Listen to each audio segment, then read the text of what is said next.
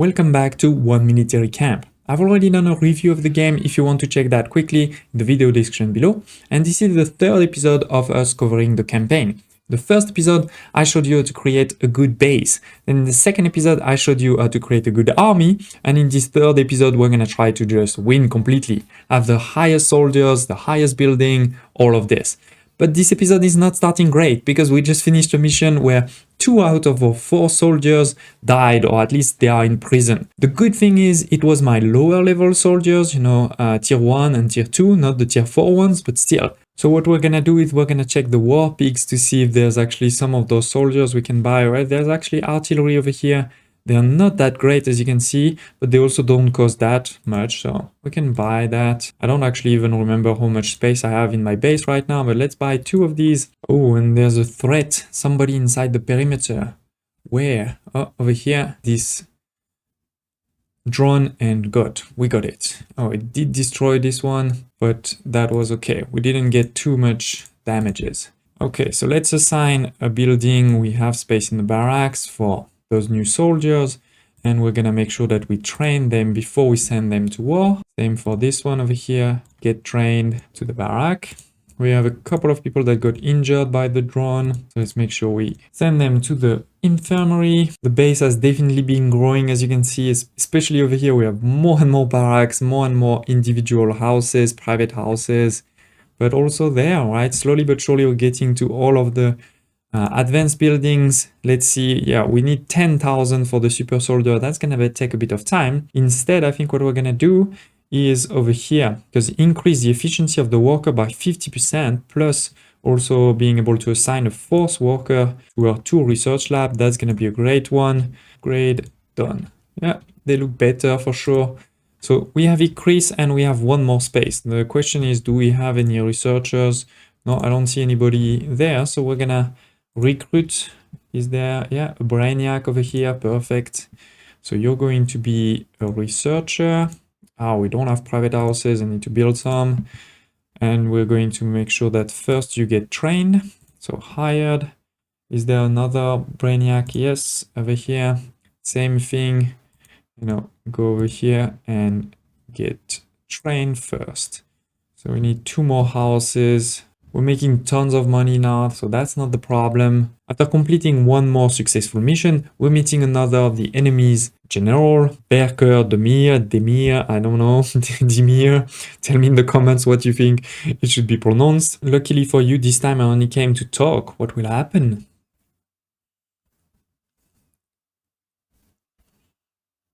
You are nothing more than tiny ants. That's not very kind. Stop interfering. Oh, he's not happy. Okay, let's see. Let's attack. I'm sure they're sending something. Let's stay sharp indeed. See what, maybe some new spies or something. And here it is. They are sending something. It is drones, propaganda drones. They're going to drop propaganda on our troops. And they even have defensive shields to make them invulnerable to our defenses. Look at this. You can see it over here. It has a shield. But the good thing is I am prepared. Well, I don't know. I think I am prepared because I have built this shield inhibitor. There's actually also one on this side, but it seems right now that it is in between my 2 shields. So we're going to see what happens. So yeah, I mean, this is trying to attack, but it can't do anything just because my shield inhibitors are not in range. Let's see if I can put one over here. Does it need to be connected to a road or not? Yes, it does. See, that should be good. Here it is. We have taken out the shield, so now we could attack it if we had one in range. He's gonna come back in range. Perfect. Here it is. And done. He's gone. Oh no, not good. Now that we've dealt with the drones, we have a new problem. Some of our soldiers came in bad shape. He's traumatized. So this is mental health. So we need a new kind of clinic, a psychological therapy one. So this is these ones over here, right? The psychological therapy, then there's also the sleep clinic actually, and the motivational one that we can have in the future. So let's see, let's build them. It's good that I actually unlocked them a long time ago, but never built them. Is there space to put it next to the other one? Yeah, that's perfect. But we do need some medics, I guess. How many medics we have? We only have 2 over here. We need to recruit some new medics, which means we're gonna need more houses too, as always. Okay, it is a couple more houses. So let's see, do we have some good medics there? Medics is intelligence, right? So we can take this one. Okay, so let's send those two to therapy. All good. And we can continue moving forward. And here it is, ladies and gents, a couple of hours have passed, the base has been improved, and we're ready for the final battle. But before we look at the final battle, let me show you indeed what we've been doing. First and foremost, we've been doing tons of research. We have unlocked, for example, the final building, the super soldier specialization. We have also maxed out a lot of our defense, like the surveillance tower and all of these, they are max level. Similarly for houses, private houses, but also our shared houses, our barracks, all these maxed out. We've also maxed out all of our warehouses over here, all of our basic training facilities and much more. So we've basically unlocked everything except over here electricity from solar or from wind. I didn't bother with this. We have tons of electricity and we're producing enough. That's not a problem. We have also unlocked over here 4 buildings which enable you to produce resources yourself. For example, for the oil, the food, the medicine, and the ammunition, instead of buying them from the map, you can now produce them yourself. And actually, I'm producing so much that I'm even selling them on the map. So let me show you, for example, over here. Right, this was my medicine quarter. We finished it, right? We have the infirmary, the psychological therapy, the sleep clinic, the physiotherapy clinic, the motivational therapy, and we have a maintenance building over here to support all of this and the houses. But we have also added, the medicine warehouse just next to it with the production building. And then you link those things together with some belts. Going into our logistic over here, you can see them. You have the conveyor belt on the ground, and you also have the bridge one if you want to put it on top of a road. I made it so that it's very close, and this way we don't have a lot of belts. From time to time, as you can see, we're producing resources. And then basically what is happening is I am going to automatically sell 50% when it gets full. And of course, if it gets very low for a reason or another, we're going to buy. But the reality is right now, I'm always selling. I'm never buying. We have, 2 people, one working during the day, one working during the night. I just realized I actually made a mistake because I put a cook over here instead of putting a medic.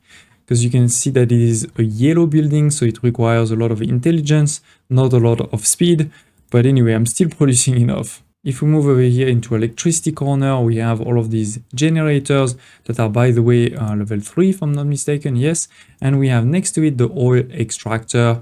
Again, one during the day, one during the night, right? They're working. It's a level 1, but we're still producing enough for it to, go into our production there. And then, as always, we sell when it's too full. Next to it, over here, we have the ammunitions, right? And finally, the food. So all this corner is a lot of my productions. Okay, it seems that I have won. I didn't really do it on purpose. It seems that I have won because all of the villages across the map are all at 100%. But more importantly, we only have 1 mission left over here, so we'll definitely do it. You can see I've conquered all of the map over here. Now, let's go back to the city quickly. So as I was saying, we've also upgraded a lot of our defense. So for example, our spy surveillance tower over here has a way bigger range, right? We have also another one over here. We have defenses again. We have the anti-drone battery. We also have the radar over here for all of the drones that have shields, and also this optical camouflage inhibitor, because now it's sending drones that are invisible if you don't have this. And we have a couple, we have also some over here, one over here, right? We have this there, and some towers here and there, chill inhibitor there, anti-drone. So I'm pretty well protected. And over here, we have a lot of training buildings, right? Specialization, the diver, for example, over here, I think I showed you last time, the snow trooper, desert soldier, and all of this. But we've also added at the bottom of here, the super soldier specialization. So basically the super soldiers, they can do whatever you want. They can replace any specialization. Of course, they require a lot, it's 95 for all 4 dimensions, and they actually also cost a lot, their salary is 5,000 versus for all the other, it's a lot less. For example, the commandos is 800. I think maybe the maximum is like 1,000. All of the houses over here, as I said, are upgraded. We've also put a few decorations, I have a park over here, there's a statue, also a statue of myself, right? Make sure they know who they're working for. Oh, we're being attacked. Oh, I didn't even have time to see the drone. It was dead already. We have also more entertainment over here, the bowling alley and the cinema, a few other here and there. So the base has definitely been growing, been advancing. We have now tons of soldiers. We've definitely done big battles here and there. For example, look at this example over here, more than 1000 of strength. I even lost a couple, to be honest. Along the way, we learned more and more about the story. But to be honest, I felt that the end game was a bit boring. It was a lot of the same, slow to get, research point, for example, those type of things. Don't get me wrong, I still think this game is interesting at this price. There's a lot of replayability in sandbox, but just I think the end game is a bit too slow. So let's conclude this series by the big battle, the last stand.